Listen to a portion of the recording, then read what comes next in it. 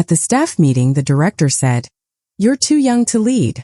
Where in the world are you watching this from and what time is it? Subscribe now because this story won't just entertain you. It might haunt you." I still remember the way the room smelled that day. Old coffee, stale air conditioning, the faint sharpness of someone's cheap cologne. I was sitting there, spine straight, heart pounding too loud in my own ears, as the director's words landed like stones on my chest. "You're too young to lead." And even though I smiled, the polite, practiced smile I had mastered since I was a girl, something inside me cracked. I grew up in a house where silence was louder than love. My mother was a cold woman, sharp-tongued when she chose to speak, but mostly she just observed, correcting me with a glance, shaming me with her disappointment. My father, well, he left before I could make sense of what a father was supposed to be. I remember sitting on the stairs as a child, hearing the door slam shut one night, my mother pouring herself another glass of wine, and wondering if I was supposed to feel relieved or broken. School became my escape, not because I was popular, not because I fit in, but because I could control it. Grades, trophies, achievements, they became my currency. My worth was measured in certificates and accolades, and every gold star felt like one more brick in the fortress I was building around myself. But inside I was so tired. I don't think anyone understands how exhausting it is to be the girl who always has it together. To be the one who can't cry at parties, can't break down after a loss, can't ever admit she's scared, because the moment you do, you become what they always suspected: fragile, weak, replaceable. So when the director said I was too young, it wasn't just a professional insult, it was every fear I'd ever carried sharpened into a blade. And yet I smiled. I smiled because that's what I was trained to do. I said thank you, walked out of that glass-walled meeting room, and sat in my car for 30 minutes, hands gripping the steering wheel, shaking, staring at my own reflection in the rearview mirror. And I remember thinking, they'll never see me coming. In the weeks that followed, I barely slept. I began making calls, pulling on every fragile thread of my network, asking for introductions, pitching late into the night, rewriting business plans until my eyes blurred. I stopped going home. My apartment became a drop-off point for fresh clothes, a place to shower and change before heading back into battle. My friends, if I can call them that, started texting less, their weekend invites drying up. My mother left cold voicemails: "You're overworking. You'll burn out." But she didn't understand. She never understood. Every deal I closed, every investor I convinced, every small yes I carved out of the world felt like stitching myself back together, piece by bloody piece. I was no longer the girl too young to lead. I was becoming the woman they didn't see coming. And then one cold Thursday morning, 6 months after the director's words, I stood in front of my bank account and saw the impossible. $20 million secured. $20 million. My fingers hovered over the keyboard, heart slamming against my ribs, as I drafted the press release. The announcement hit the wires before noon. And by evening, the same director who once dismissed me was emailing to congratulate me, asking if we could meet for coffee, just to talk about potential collaboration. I stared at his message for a long time, not knowing whether to laugh or cry. But here's the thing they never tell you about victory: it's not loud. It's not triumphant. It's quiet, lonely even. That night I sat in my apartment, lights off, laptop open, and felt nothing. No rush. No vindication. Just this deep, aching void, like I had run so far and so fast I forgot what I was even chasing. And just when I let my guard down, when I thought maybe, just maybe I could breathe, a message popped up on my screen. No name. Just a number I didn't recognize. 4 words: "You're not finished yet." My breath caught. My fingers hovered. And in that moment of silence, staring at the glow of the screen in the dark, I knew deep in my bones, this was just the beginning. The night after I read that message, "You're not finished yet," I didn't sleep. I couldn't. Every second felt like the walls were closing in, the air thicker, the space too small. I sat at my kitchen table, staring at the phone screen, hoping it would not light up again. But it did. And then again, as if the world was trying to pull me into something darker, something deeper than I could ever have prepared for. I went into work the next day like I always did, smiling, pretending to be the version of myself that everyone wanted to see. The perfect leader. The successful entrepreneur. But inside I was unraveling. I couldn't escape the noise in my head. Couldn't ignore the weight in my chest that seemed to double with every breath I took. At some point during the day I started seeing them, the people I had trusted, the people I thought I knew, for who they really were. Sarah, my right hand in the company, the one who always had my back, or so I thought. She'd been acting different recently, pulling away, never quite making eye contact when we spoke. At first I chalked it up to stress, the long hours, the pressure. But when I saw her whispering into her phone in a corner of the office, her face tense, eyes darting, I felt something shift. I wanted to believe it was nothing, that I was just paranoid. But the seed of doubt had already been planted. The truth was I had been so caught up in my own climb, in my own desperation to prove something to everyone, to prove something to myself, that I never stopped to question what was happening around me. People were changing and I couldn't keep up with the shifts. That night I stayed late at the office reviewing paperwork, pretending to be productive while the knot in my stomach tightened. The silence in the building was suffocating. And then the door creaked open, just enough for me to see Sarah slip in with a man I didn't recognize. I tried not to stare, but I couldn't look away. They were talking in hushed tones, and when he handed her an envelope, her eyes flicked to the door, as if she knew I was watching. A wave of cold washed over me, and I suddenly felt like a fool. It wasn't until the door clicked shut that I could breathe again, but it didn't feel like relief. It felt like a prelude to something bigger, something dangerous. I kept thinking, maybe I'm just being paranoid. Maybe it's nothing. But deep down I knew I was lying to myself. The next morning Sarah acted like nothing had happened, a smile on her face as she walked past my office. But the smile didn't reach her eyes. It wasn't long before I found myself staring at the envelope she'd slipped away with, a burning curiosity gnawing at me. I tried to dismiss it, tried to go back to my usual routine, but it haunted me. So I did what any person who had spent their life trying to control everything would do. I took matters into my own hands. I found the key to her desk drawer. Don't ask me how, I don't remember. I was shaking when I opened it, and inside I found the envelope. It was thick, stuffed with documents, letters, and a contract. My blood ran cold as I skimmed the contents. My own company's board was in talks with another firm, an investment company that had been circling me for months, but the deal was being brokered behind my back. Sarah was a part of it. My closest ally, my confidant, had been playing me. It was more than betrayal. It was a setup. She wasn't the only one. I started pulling at threads, asking questions, digging through papers in the middle of the night. There were too many signs, too many whispers that had been ignored, things I had turned a blind eye to in my quest for success. The more I uncovered, the more I realized I hadn't been leading this company, I'd been led. My own rise had been orchestrated, manipulated. Every deal, every investment, every handshake had been part of a carefully constructed illusion, and I had been its unwitting star. My entire life, the success, the praise, the admiration had been built on lies. And now those lies were crumbling right before my eyes. The darkness I had been ignoring, the voices I had pushed away, were catching up to me. In the middle of my emotional breakdown, my phone buzzed again. A text from my mother. I hope you're not losing yourself in all this. It wasn't just a message. It was a warning. My mother had always been distant, cold, watching me from the sidelines. But now she was speaking to me from a place I couldn't reach. She knew something she had never shared with me, and I could feel it creeping up from the depths of my past. I remember being a child, sitting in the backseat of the car, staring at the blurred faces through the window as we drove through unfamiliar streets. My mother quiet beside me, and my father's voice in my head, distant, unreachable. I remember overhearing snippets of conversations between my parents. "She's too ambitious," my father had said once, in a voice full of something I couldn't quite grasp. "She'll end up alone, just like you." My mother never said a word, but I saw the way her eyes hardened when he spoke. The cracks in their marriage, the way they used me as a pawn, never felt real to me until now. It was all a game to them, and I had been playing by their rules without realizing. It was all starting to make sense. But just as I was about to confront Sarah, about to rip this entire facade apart, I received another message. This one from an unknown number. "You have no idea who you're really dealing with." The floor beneath me seemed to disappear.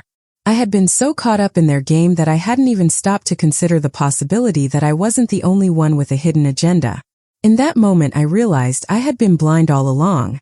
I thought I was the victim, but maybe I wasn't. Maybe I was just another pawn in someone else's game. And just like that, I knew the worst was still coming. The worst was still coming. I knew it the moment I read that message, sitting alone in the cold glow of my office, the walls around me too silent, too still, like they were holding their breath. For a few moments I did nothing. My heart beat so loudly in my ears I could barely think, but as the minutes passed, a strange calmness settled over me. Not the peace of acceptance, no, this was something darker, colder, sharper. It was the moment when the part of me that had been breaking, crumbling under betrayal and doubt, began to harden, to take shape into something I had never let myself become. I stood up, smoothed my hands down the front of my jacket, and walked slowly to the window looking out over the city, my city, the one I had built a life in, fought for, sacrificed for, only to find myself now standing at the edge of its shadows, realizing how little I truly understood about the game I was in. I thought about Sarah, about the board, about the faceless figure behind the unknown messages, but then something unexpected rose in my mind, my brother. I hadn't thought about him in years, not really. We'd been polite, distant, always circling each other like planets too far apart to collide, but now memories came flooding back. The way my parents had always compared me to him, the golden child, the one who could do no wrong. But now the pieces were sliding together in ways they never had before. I pulled out my phone, trembling slightly, and searched his name, and there it was staring back at me like a slap. Financial scandals, hush money payoffs, lawsuits quietly buried by the family. My perfect brother was a fraud. And the worst part? My mother knew. She had always known. She had watched me break myself to prove I was worthy, to carry the weight of the family's expectations, while she protected him, her real investment. The company betrayal wasn't random. It was planned, orchestrated, a way to strip me of the last thing I had built on my own. My phone buzzed again, this time a voice message, not from an unknown number, but from Sarah herself. Her voice was quiet, trembling, and it shocked me because Sarah never trembled. "I'm sorry," she whispered. "I didn't know they'd go this far. Please, you need to leave." For a second I almost felt pity. But then the door to my office clicked, softly like a breath being drawn in, and when I turned she was standing there, eyes glassy, hands clenched at her sides. "They're coming for you," she said, her voice cracking. "I never wanted this." I stepped closer, my heart thudding painfully, and for a brief, blinding second, I thought she might break, might fall into my arms and confess everything, but instead she shoved a thin envelope into my hand, turned on her heel and walked away. I opened it, fingers shaking, and inside was a key, a single name written on a scrap of paper and an address. My pulse roared in my ears. Without thinking, I grabbed my coat and left the building, stepping out into the cold night air, feeling the weight of the last few days crash over me like a tidal wave. I was done crying, done breaking. As I reached the address scrawled on the paper, I realized it was a house I hadn't seen in years, my childhood home, the place I had run from, the place I had buried in memory. I let myself in with the key, every step through the darkened hallway sending chills down my spine. The house smelled like dust and old secrets. And then, tucked away in a corner of the study, I found it. A hidden phone taped beneath my father's old desk. I turned it on and the screen flickered to life, showing a string of messages between names I recognized, board members, family, friends, people I thought were allies, all discussing how to dismantle me piece by piece, how to take control of everything I had worked for. My chest felt tight, but I didn't break this time. No. This time something inside me burned. Rage, yes, but more than that, clarity. I saw it all now, every manipulation, every lie, every betrayal. I sat down in the old leather chair, staring at the phone, and made a decision. I was done being their pawn. I was done being the broken one. I didn't sleep that night. Instead, I planned. Every person who had played a part in this would pay. Not with violence, no, but with precision, with strategy. I thought about Sarah, about whether she could still be saved, or if she was too far gone. I thought about my mother, about the conversation we would eventually have, the confrontation that had been waiting my entire life. And I thought about my brother, the golden boy, the fraud, the symbol of everything I had been measured against. My phone lit up one last time before dawn. A message from the unknown number, just 3 words. "We're watching you." I smiled for the first time in days and leaned back in the chair, the fire inside me burning brighter than ever. And that's when I stopped being afraid. I had played the game so long that it had become second nature, the constant motions of pretending, of masking the hurt with smiles, of forging relationships that weren't real, all while wearing the weight of betrayal like a cloak. But that night, I stood on the edge of something far more dangerous than I had ever imagined. The plan was unfolding perfectly, each piece clicking into place with terrifying precision. I hadn't been wrong in my strategy, not even for a moment. They thought they had me cornered, thought I was still the same naive girl they had underestimated so many years ago, but I had become something else entirely. My phone buzzed again, the same number. "We're watching you." And I wasn't sure who it was anymore. The board, my family, or someone even darker lurking beneath the surface. But it didn't matter now. The truth was already in motion. The night before the final showdown, I stood in front of the mirror in my apartment, running my fingers over my face. It was the first time in weeks I truly looked at myself, at the woman I had become. I didn't recognize her. She had sharp edges now, steel in her gaze, and a kind of calm that terrified even me. But there was something else there too. An emptiness, a hollow space where the girl I once was used to live. And I wondered if she had ever really existed at all. Or if she had always been a figment, a version of me shaped by expectations, lies, and hopes I could never meet. I had no illusions about this anymore. I wasn't the victim here. I had played my part just like the rest of them, and now it was time to settle the score. The day of the confrontation came faster than I expected. It was in the boardroom, that cold, sterile place where so many dreams had been crushed and so many promises broken. They thought it was going to be a normal meeting, that I would walk in, do my little speech, present my numbers, and let them walk all over me once again. But I wasn't playing that game anymore. As I entered, the room went silent. For a moment, they all looked at me like they were seeing a ghost, their eyes flickering with confusion, then fear. I stood tall, the weight of their judgment no longer able to crush me. "This isn't just about the company," I said, my voice steady, slicing through the silence like a blade. "It's about something far bigger. Something none of you saw coming." I watched their faces, Sarah's face twisted with guilt and anxiety, my brother's face full of pride and lies. And then I knew. The plan wasn't mine anymore. It had evolved into something deeper, something darker. I didn't need to say a word. All I had to do was let them see the truth. I pulled out the phone. The one I had found in my father's study. The one that had started this entire unraveling. I pressed play, and for the next several minutes, the room was filled with voices. The voices of those I had once trusted. The voices of my own family, all conspiring against me, planning to ruin everything I had built, everything I had fought for. The words burned through the air like acid, and I could feel them crumble one by one. I watched as my brother's face turned pale, as Sarah began to shake uncontrollably, as the board members tried to avert their eyes, unable to look at me or themselves. The silence that followed was suffocating. But I wasn't done yet. I had made my point, but I wasn't satisfied. Not yet. Not until they understood the full scope of my plan, the depth of my transformation. So I stood up, slow and deliberate, and let the room fill with the sound of my heels clicking against the polished floor. I turned to face each of them, my gaze hard, unyielding. And then I said the one thing I had been holding back. "You never saw me coming," I whispered, the words cutting through the air like a final blow. And in that moment I felt it, the satisfaction, the justice, the sweet relief that only comes when you have taken back everything they ever took from you. But just as I thought it was over, just as I was about to leave the room, something caught my eye. A text message sent to my phone. I read the words, my heart racing. It was from my mother. "I knew you would come for us. You've always been the most dangerous one. But it's too late. You're already one of us now." I stared at the screen, the weight of her words crashing over me like a wave. All at once I realized the truth. I hadn't just been playing a game. I had become the very thing I hated. I had become them. And as I stood there, in the midst of their shattered world, I finally understood. The revenge, the plan, it had all been about proving something. To them. To myself. But in the end I wasn't sure who had won. As I walked out of that room, the weight of it all pressing down on my chest, I took one last look at the building that had once been my home, the place where I had fought so hard to belong, to be seen, to matter. I couldn't stay there any longer.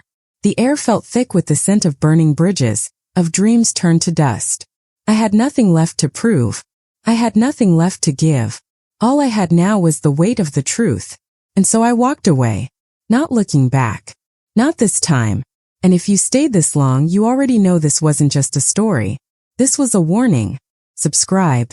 And remember me.